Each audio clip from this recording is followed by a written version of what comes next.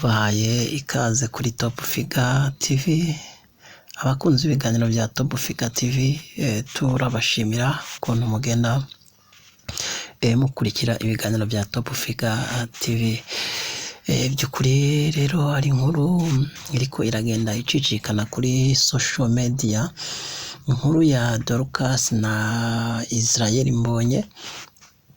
Rero ni inkuru iriko iragenda ivugisha benshi kuri za social media. Rero twashimye kugira ngo tuyizane hano tugaruke ku bintu bitanu umuntu wese ariko aragenda yibaza se ni inkuru imeze ite. Ni inkuru y'urukundo ruri hagati ya Dorcas na Israel Mbonye. Ariko rero imbere yuko tubabwira ibyo bintu uko ari bitanu, hari n'andi makuru atari meza yagiye acicikana muri Kigali avuga ko hari umukobwa Israel Mbonye yoba yarateye inda, noneho akaza kumukoteshereza inzu mu mujyi wa Kigali. Ibyo rero Israel Mbonye ntacyo abivugaho. Rero niba ari ubwa mbere ugeze kuri Top Figure TV, reka tugusabe ukande subscribe, ufungure n'akazogera aho hepfo, uko amakuru yacu agenda anyura kuri Top Figure TV nawe uze uyakira mu bantu ba mbere. By'ukuri rero si ubwa mbere kuri Top Figure TV tuvuze kuri uyu mwana w'umukobwa Dorcas. Mbere yari akiri kumwe na Vestine. Amakuru yabo kenshi yagiye anyura hano kuri Top Figure TV, abashoboye kuyakurikirana, kandi by'ukuri mwarabonye ko amakuru twagiye tubagezaho atari amakuru amakuru arimo ivumbi. Ndibuka ubwa mbere tubagezaho amakuru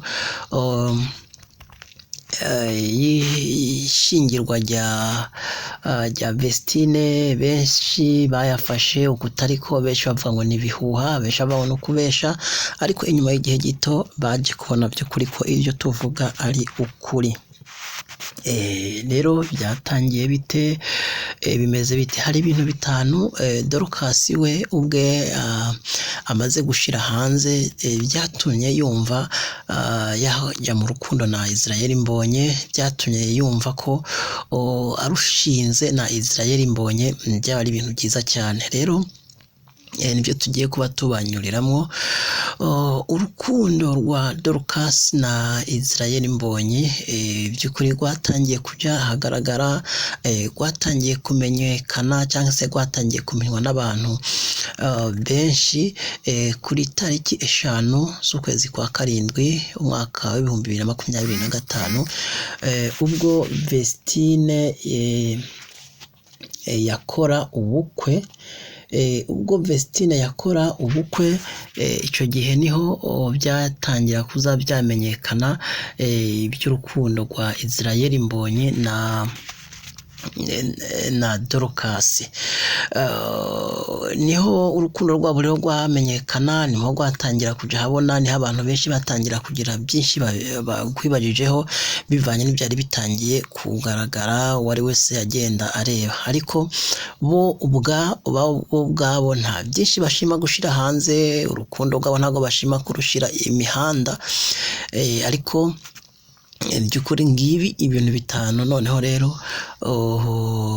Dorcas yabaye yagaragaza, yashira hanze ko aribyo byatumye yumva yakundira Israel Mbonye. Rero ikintu cya mbere twabamenyesha, kandi nicyo musanzwe muzi, ni uko Israel Mbonye ni umuririmbyi n'umuhanzi akomeye cyane muri kano karere ka East African Community, kandi na Dorcas ubwe nawe n'umuhanzi nawe nyine ukomeye cyane, ko bose bamaze kwinjira mu bihangano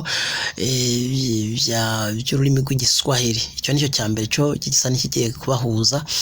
Rero Dorcas yarivuye ko Israel Mbonye ari umuramyi kandi azi kuririmba, afite akajwi keza, yakuruwe n'akajwi ka Israel Mbonye. Icyo nicyo kintu cya mbere yabaye yatangaza, avuga ko yakundiye Mbonye. Ikindi kigira kabiri avuga ko yamukundiye, kandi by'ukuri ni nacyo kiriko kiragenda gikurura abakobwa benshi hano muri Kigali no muri East African Community, ngo ni uburyo Mbonye aseka. uburyo Mbonyi aseka byakuriye benshi, ariko bigeze kuri Dorcas kiza kuba ikibazo gikomeye, bituma nacyo yumva yafata umwanzuro.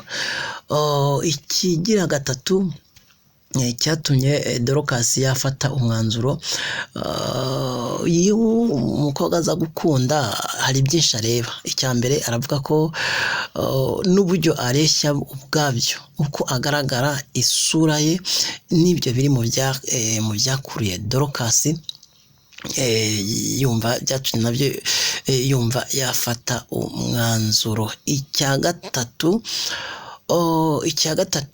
mu byo Dorcas yatangaje ko cyatumye akunda Israel Mbonyi ni ubwitonzi, icyubahiro amuha, ni ukuvuga icyubahiro Israel Mbonyi ubwe aha Dorcas. Kandi rero tunamenyeshe ko Dorcas ubu ari nabwo asoje amashuri ye i Gasogi muri tourisme, nko twagiye tubibabwira mu makuru yacu yatambutse hano. By'ukuri rero murumva ko igihe cyo kuba yashaka cyo kigeze. Ako hari amakuru Dorcas yabaye yitangariza muri iyi minsi ishize, bivanye n'ibigenda bigira kuri social media. Aravuga ngo nta mugabo ashaka, ngo bamureke abanze yige, ariko nibyo kwiga nibyo, ariko urukundo nago n'ikindi kintu nago riko ruratuma by'ukuri yumva yafata umwanzuro. Yagiye abivuga kuri social media, twabinyujije hano kuri Top Figure TV mu mavideo yacu yatambutse, aho yavuga ko ataragera kubaka urugo, ataragera kujya ku mugabo, ataragera gushingirwa, bivanye n'intego ye afite yo kwiga. Rero ikindi kigira kane ngo n'uburyo Israel Mbonyi ubwe ashimisha Dorcas. Avuga ko nubwo yaba babaye bituma aseka ku bwa Israel Mbonyi. By'ukuri rero murumva ko bishyitse aba bantu ibyo bavuga bakabishyira mu bikorwa, rwaba ari urugo rwiza. Hari n'amagambo asekeje Mbonyi akunda kubwira Dorcas. Buriya ku bantu bazi Mbonyi nubwo Israel Mbonyi nubwo ataganira n'abantu benshi, ariko ubwo kuba aba yamaze kuganira nabo, kuba aba yicaranye nabo, by'ukuri rero Israel Mbonyi afite amagambo avuga asekeje. Rero byageze kuri Dorcas kiza kuba ikibazo. Avuga ati uburyo ansetsamo, uburyo asetsa, ndumva nicyo cyaje mu byatuma numva nakunda Israel Mbonyi. Rero Israel Mbonyi by'ukuri ni umusore mwiza uwo ari wese yakunda, ni umusore mwiza uwo ari wese yagira icyo amwifuzaho. Ariko ikigira gatanu by'ukuri, uretse na Dorcas, nawe wakimukundira, uwo ari wese ndumva yagikundira Israel Mbonyi. Dorcas yagiye avuga ko imbaraga n'ishaka agira mu byo akora biri mu bituma Dorcas yumva yakunda Mbonyi. Kandi ikindi kiyongeye kuri ibyo nuko aharanira ko ibyo akora bitera bijya imbere. Si wa muntu rero akunda ikirori, si wa muntu akunda kuba yaryosha gusa n'abakobwa, ahubwo kenshi yita ku gutekereza ku nshingano ze, agatekereza n'ejo hazaza. Rero ibyo biri mu bintu by'ukuri Dorcas yumva ko yakundira umukunzi we Mbonyi. Rero by'ukuri nk'uko byo bimeze aha hanze y'aba Dorcas y'aba Mbonyi, nta n'umwe yumva yakwishimira ko urukundo rwabo rujya hagaragara, yumva yakwishimira ko ibyabo byaja imihanda nk'uko benshi bagenda bivuga. Rero nuko bimeze. Israel Mbonyi uko asanzwe ameze ntawe utamukunda. Kamikazi Dorcas nawe by'ukuri urumva ko yamaze kuba yanamushegeye. Rero nuko Israel Mbonyi nkuko bivugwa na Dorcas agenda bitangaza, ni umusore mwiza, yava nk'umugabo mwiza, azi gutanga keya, nibyo byose biri mu bituma Kamikazi Dorcas yumva yarushingana Mbonyi, ariko nubwo bimeze gutyo kugeza n'ubu ntacyo baratangaza. Rero n'abahanzi beza by'ukuri kandi babanye byatanga umusaruro. Mbonyi rero hari abakobwa benshi hanze bagenda bamuharabika, uretse n'abakobwa n'abantu benshi bagenda bamuharabika kubw'inyungu zabo tuba tutazi ngo mbega ngo bimeze bite, ariko by'ukuri icyo twababwira cyo nuko na Israel Mbonyi ubwe yamaze kuvuga ko yava mu busore bwe akamara gufata umwanzuro akabana n'icyamamare Dorcas. Rero nyuma y'uko Vestine amaze gufata umwanzuro wo kubakana na Odraogo, bivuze ngo Kamikazi nawe yaravuze ngo nanjye ngiye kubakana n'icyamamare Israel Mbonyi.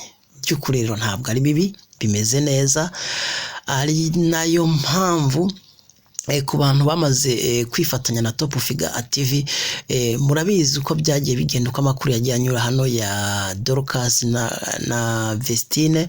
Rero tugusaba ukana subscribe, ufunguye n'akazogera kugira ngo amakuru yo y'ibi byamamare atongera kugucika, amakuru y'ibyamamare uko agenda asohoka kuri Top Figure TV atongera kugucika.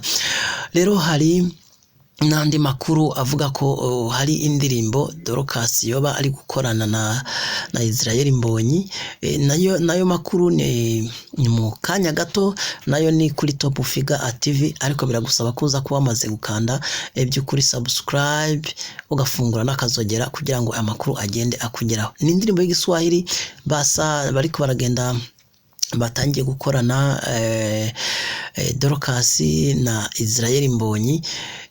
Mu minsi mike iyo ndirimbo iraja ahagaragara. Niyo mpamvu twari tubabwiye ko mukomeza gukurikira ibiganiro bya Top Figure TV, hari icyo tugiye kubivugaho. Hari n'andi makuru agenda avugwa hanze ataraje ahagaragara, ariko natwe ntabwo tugiye kuyashira ahagaragara. Ariko by'ukuri icyo bivuze cyo nuko uko ukomeza ukurikira Top Figure TV hari ibindi uri bumenye.